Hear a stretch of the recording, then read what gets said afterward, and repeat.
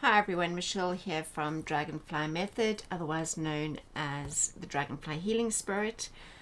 Thank you for being here. If this is your first time here, I have revamped my channel. I have gone more into looking at ways of healing using tarot, oracle decks, etc. And if you'd like to know more, please go back and have a look at episodes 1 and 2 in this series of videos that I'm doing. But in today's video, I want to chat to you about the decks that I actually use within a healing session. Firstly, though, before I carry on, I just wanted to apologize for the camera quality. I am looking at getting a new camera. As you know, I haven't been filming for quite a long time or posting on YouTube, and this camera is now getting a little bit old and a little bit obsolete. So I do need to purchase a new one. So please just bear with me with this one. Hopefully it will work out for these videos, and as soon as I can, I will have a new camera which will give you beautiful, brilliant quality. But for now, let's just get into what I have in front of me. So normally within a distance healing session, all my healing sessions are distance healing sessions, and they're normally between 45 minutes to 60 minutes. And in that, I incorporate cards, as well as Reiki. I use crystals, I use tuning forks. So there's a variety of different things. And there's also my honey bear, who you will meet in the next video. So the next video I post will go into all the other healing tools that I use. So it's my crystals, my candles, my crystal grids, my pendulums, all of that. Honey bear you'll meet and as well, so we'll go into all of that. But today I just wanted to focus one video just on the decks that I use, because otherwise it's going to be a very long video if I try to do it all in one go. So I have two tarot decks that I tend to use regularly, this one more often than this one, just to pull a couple of cards. And then I've got a couple of oracle decks as well. So I've got some glare here. So I have 3 oracle decks that I use as well. So we're going to start with the oracle, and we'll get to the tarot afterwards. I'm just going to put these aside. And first up, we're going to look at the Witchcraft Therapy Oracle. Now this is an incredibly interesting oracle deck. It is done by Mandy M. It's intuitive messages for mental health magic. And I just find that sometimes this deck gets to the nitty-gritty so quickly. And the messages are brilliant. So I normally, after I have opened the session, which I think I might have done a little video on Instagram of that, where I call on my guides, the clients' guides, and once I've done that, I tend to draw a card just to give me an idea of where we are at before I even start the healing session. So as you can see, these cards are just one word, but it is incredible what these actually bring up. It is unbelievable. So look, for instance, this one, remember when. But what is telling for me in this card with remember when, we've got a lot of blue, right? And we've got a little bit of purple here. So if I had to draw this one, for instance, it will tell me that there's something to do with the throat and the crown chakras as well. So that gives me a little insight. Not all the cards are like that. It just depends on the card. But in general, it gives me an idea where I'm going to be working most with the chakras. So yeah, intuition, obviously you can see it's definitely the crown chakra. Let's see if I can get another color. Here we go. Open up. Very interesting. Open up. Solar plexus. This immediately calls solar plexus to me. A lot of yellow, a lot of light coming through. So it just gives an idea of where I'm going to be focusing. Here though, if you look, it's the same colors, but the word ground, the red here at the bottom, is definitely for me the root chakra. So it definitely does help to see where we need to go. Here we have listen, but as you can see, it's all greens.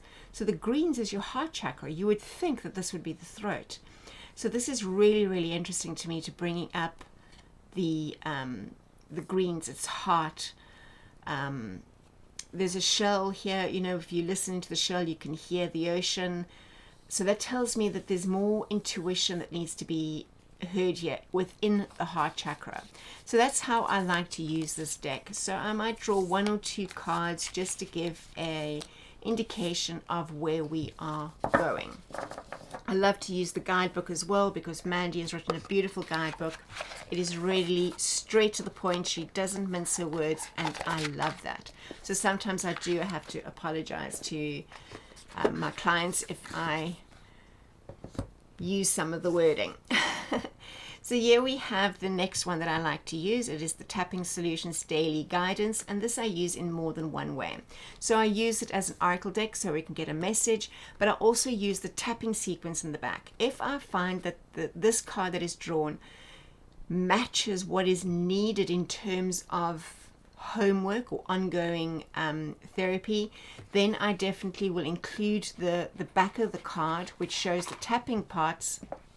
I include that for my clients to do the tapping session for themselves. So I have started sending out little videos so that I can tap with them. So that's quite nice. So as you can see, it is beautifully colorful. And then the backs of the cards show us. I'm going to bring it up. I don't know if it's going to focus here or not. There we go. So it shows you where you are tapping and what you are saying at the time of tapping. So I will send both the front, patience leads me to the best outcome, and then I will include the back of the card, or I will send a little video showing me doing the actual tapping can't get my words out, sequence, so that they can follow along. And it's normally just a 60-second sort of little video that they can then follow on for themselves. I mean, these cards are absolutely beautiful, and I really shouldn't be surprised anymore, because Spirit works in beautiful, wonderful ways. But if I use this deck with the Witchcraft Therapy Oracle and I draw 2 cards, one from each, and then I start working on checking the chakras using my pendulum, they always seem to balance. It's always whatever this card says, whatever the other card says, combines perfectly for the chakra that needs the most work, or the auric field that needs the most work. So as you can see, these are beautiful. I have a clear and focused mind.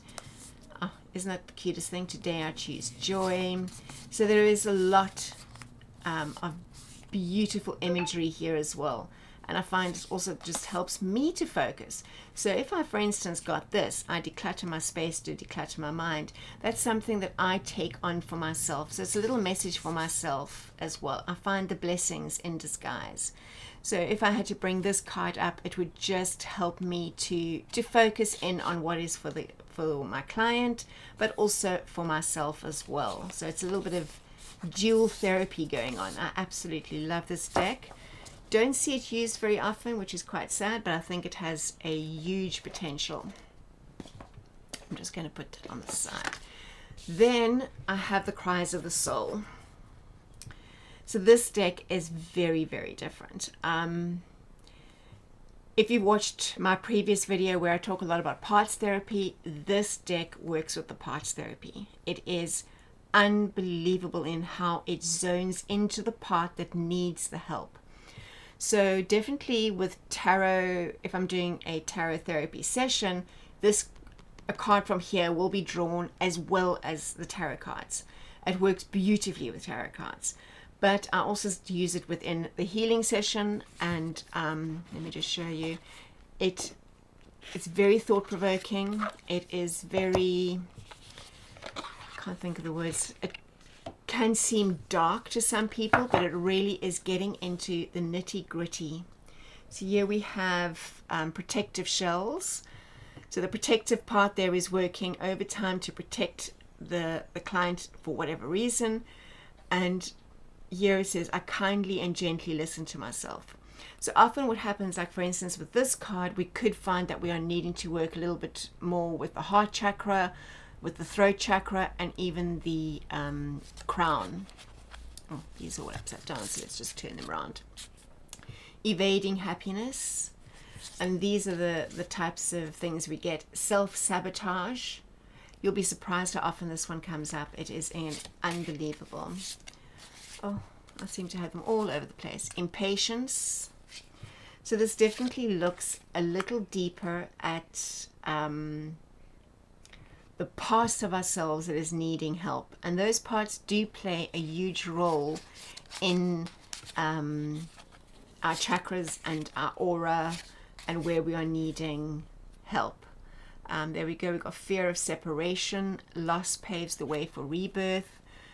So if this card was drawn and I got the Three of Swords, for instance, or even the Five of Cups could also be one that I would work with quite closely with this, I would definitely be looking at the heart chakra, but what is in that auric field connected to the heart chakra? Because often this is a memory, it is a energy that is still sitting within the auric field that you can let go of so that you are able to heal. So there's definitely a lot that can be done with all of these cards. If you're wanting to know more about how I read these, please let me know, and I can always just do a sample reading to show you how I work with them. This one says, inhibiting comfort zone. I'm courageous and ready to move forward. That's a beautiful one to get. Unease. I focus on my well-being. So this is another gorgeous deck, Cries of the Soul Oracle. And I use that definitely in conjunction with parts therapy to see what part is crying out for help at the time of the session.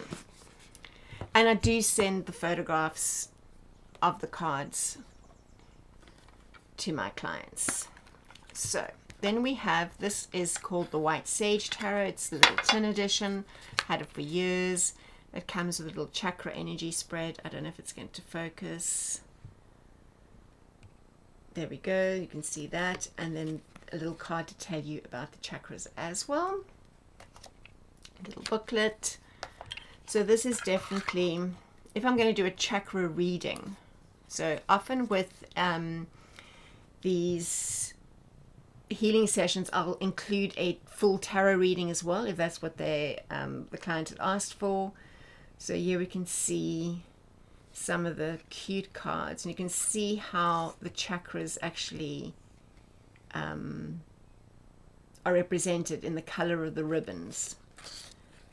And of course I had to get this deck because of this card. Sorry, this is autofocus, doesn't always focus. Let me see if I can just focus this a little bit better myself. There we go. Let's keep it at that, and I'll keep these higher up. So, as I was saying, the ribbon actually shows us what chakra we're working with. The Nine of Cups we're working with, the throat. So that just helps us get to know exactly what we're looking for. How gorgeous is this card? I mean, I just love elephants, so anything with an elephant. Nine of Swords, we've got the crown chakra.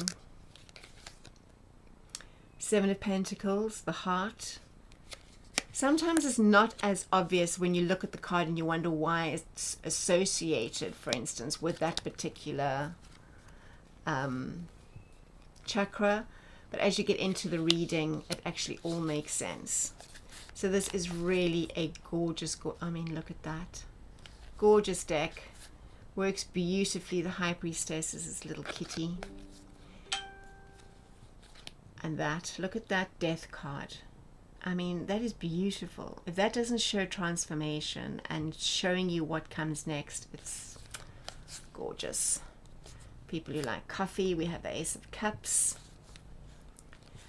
Okay, that's all upside down again. Oh, I must put these all back in order. I don't read reversal, so why these are all the wrong way around, I don't know. Two of Cups, heart chakra. So that is the White Sage Tarot. Then the last one that I work with is the Crystal Magic Tarot.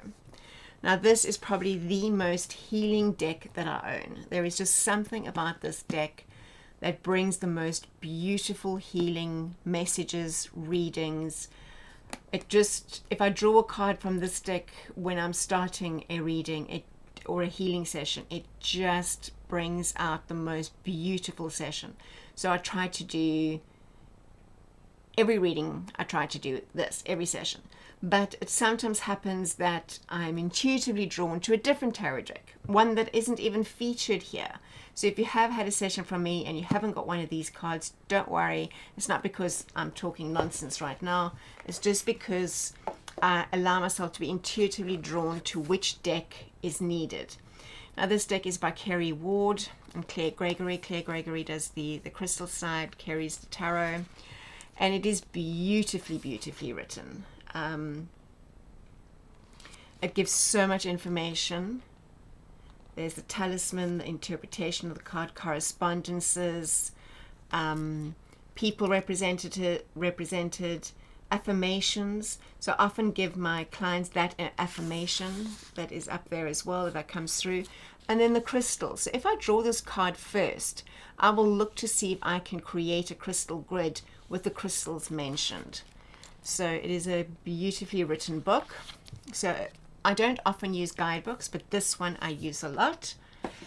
And here we have the cards. I'm just going to pop them out. They are bright. They are beautiful.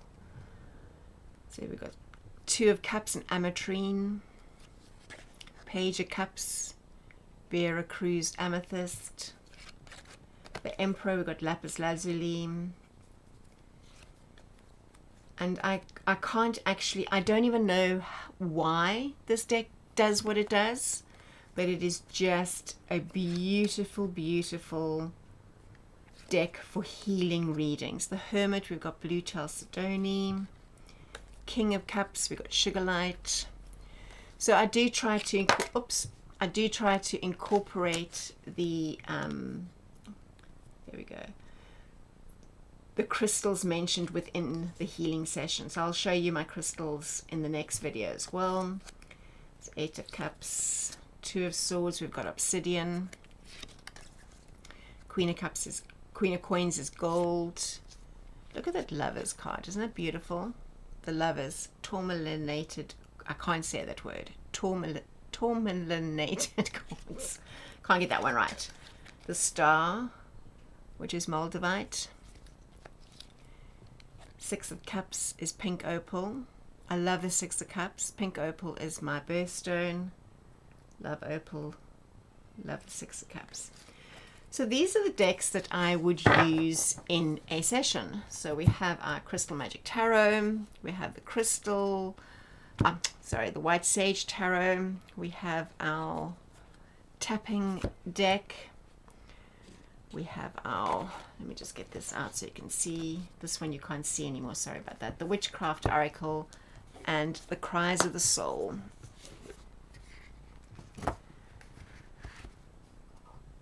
So these are the decks that I use predominantly through a session.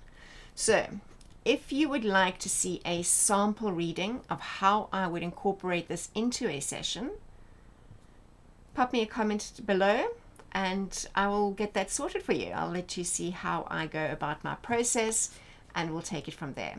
If you're enjoying my videos at the moment, please give me a thumbs up, subscribe so you see when the next video comes about, and hopefully soon I will have a better quality camera and you'll be able to see all these beautiful things better. Lots of love, light and blessings. Bye-bye.